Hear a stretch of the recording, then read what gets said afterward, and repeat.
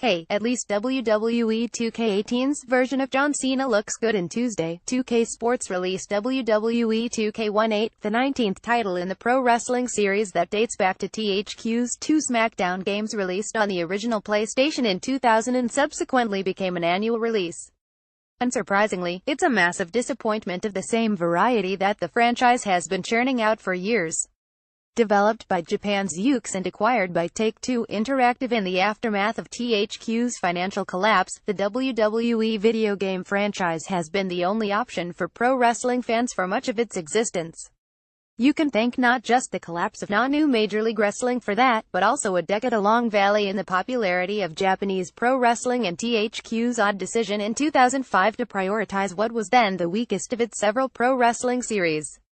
That series, SmackDown, was rebranded as SmackDown vs. Raw, WWE XX year, and then WWE 2K after Take-Two acquired the license. Since then, other pro wrestling games have been few and far between, so if you wanted to play a current generation, modernized one, you had to play the WWE games. As a result, it's often easy to overlook the franchise's flaws, of which the list isn't exactly short.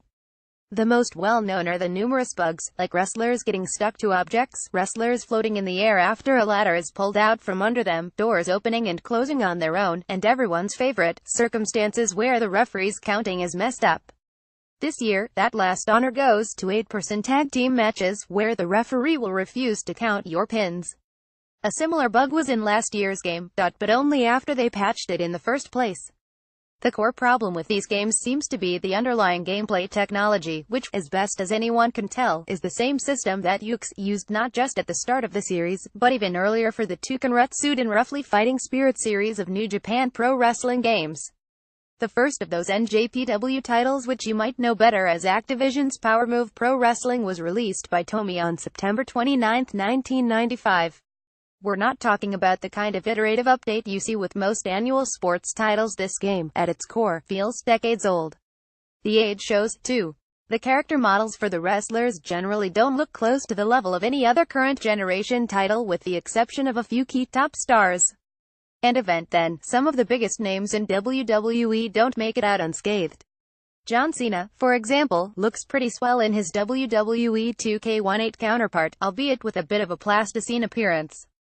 Seth Rollins, in spite of being the cover athlete this year, looks like a fan-created wrestler and not someone whose face was scanned. This screenshot of Peyton Royce has been doing the rounds more for the dialogue than anything else, but it perfectly illustrates the issues with hair and the uncanny valley, as well.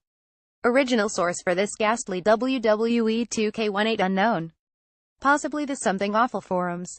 The special treatment for the series version of some top stars seemed to start when 2 Kiloseconds Visual Concept Studio began lending a hand for 2014's WWE 2K15.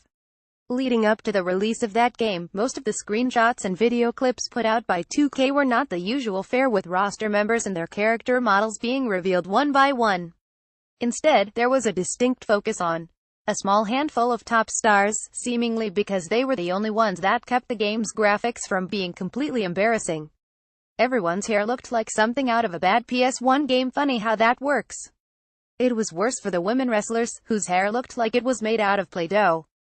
Multiple blonde male wrestlers inexplicably had jet black hair. Anatomy was terrifying, to the point that I had to tweet a warning as soon as the embargo on publicly commenting on my review copy had expired. None of this has improved much, with the overall graphics, especially hair, way behind current norms. But it's not just the incredibly primitive models. There's screen tearing. One of the micro-rear mode's hub areas, the WWE Performance Center gym. Older animations, like certain strikes, look like they're missing frames, especially thrown in sequence. Graphics are only part of the problem, though. When THQ first got the WWE license, and for several years afterwards, it contracted with different developers for each console. Yuke's did the PlayStation and PlayStation 2 games. Aki now Sin Sophia, who they worked with previously on WCW titles, developed the Nintendo 64 games. Anchor and Studio Giganti did the games for the original Xbox, and Natsumi handled development duties for Game Boy Advance. Yuke's also developed the GameCube games, albeit with most of them using a different engine from the SmackDown titles available on the PlayStation 2 at the same time. The N64 games were, by a wide margin, the most well-received and beloved. It helped that they were considered a continuation of the incredibly popular WCW vs. NWO World Tour and WCW NWO Revenge. Those two WCW N64 games were so well received and popular, in fact, that they won the Fighting Game of the Year award in back-to-back years at what are now the DICE Awards. Wrestling games just don't get that kind of recognition, before or since. They were intuitive yet deep, and the playstyle lended itself to dramatic matches. The added moves and modes in the WWE versions didn't change any of that, either. So it came as a bit of a shock when THQ dumped Aki, and their engine was only used a few more times for wrestling fighting games for titles leveraging the Ultimate MUSCLE and Def Jam licenses. Yuke's subsequent GameCube titles very obviously aped the Aki style of gameplay in a series that also featured the best collision detection in the history of wrestling video games. That engine, though, which was also used in Japan's Wrestle Kingdom series, was dumped when the formerly PlayStation-only Yuke series SmackDown went cross-platform. One of the most comical parts of all this is that when the first SmackDown game was announced with Yuke's developing, there was a lot of excitement stemming from the popularity of the Toukenretsuden series. Upon release, though, there was a lot of confusion, as numerous moves and other in-ring situations were missing. That's because the most recent of the Toukenretsuden games was not used as the basis for 2000's SmackDown. Instead, it was built off of Simple 1500 Series Volume 22, the Pro Wrestling, an entry in a cut-price series of Japanese PS1 titles that was targeted towards new and casual gamers. Hence WWF SmackDown feeling incomplete compared to the Toukenretsuden games. 17-plus years of grafting new controls onto an already dumbed-down game has never really worked. None of the mechanics in Yuke's recent WWE 2K games feel especially natural, and those that they try to improve in a given year, like 2K18's new submission system, is a band-aid that doesn't fundamentally change how the game works. The most substantive gameplay changes over the years have been the transitional aspects, like how a wrestler behaves in terms of showing and selling damage between moves.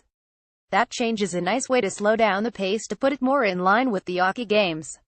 Swinging the momentum in your favor is harder than it may have been in some other wrestling franchises, but when you do, it feels earned. Overall, though, this is a series that has long felt like it was an excuse to build up the presentation, with the actual gameplay being an afterthought.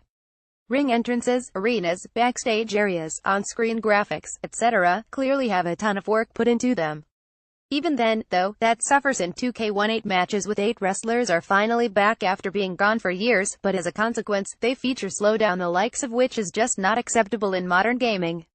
The Aki games had similar issues with multiple wrestlers on screen, especially with ladders and other weapons, but that was almost 20 years ago, and at least then you could give it a boost with the N64 expansion pack. I have no idea how much of a boost, if any, this game gets from a PlayStation Pro, but it shouldn't have this kind of issues on a regular PS4, regardless. When you pay $60 or more for deluxe or gold editions for a new video game from a major publisher, there are certain expectations. Why Yuke's hasn't met any of them when they rarely even have to split resources across other games, I have no idea. But their biggest and often only franchise has effectively been a ROM hack for at least a decade, even if we're being charitable. Maybe you hate shelling out cash for your favorite annual sports game every year, but even NBA Live is better than this.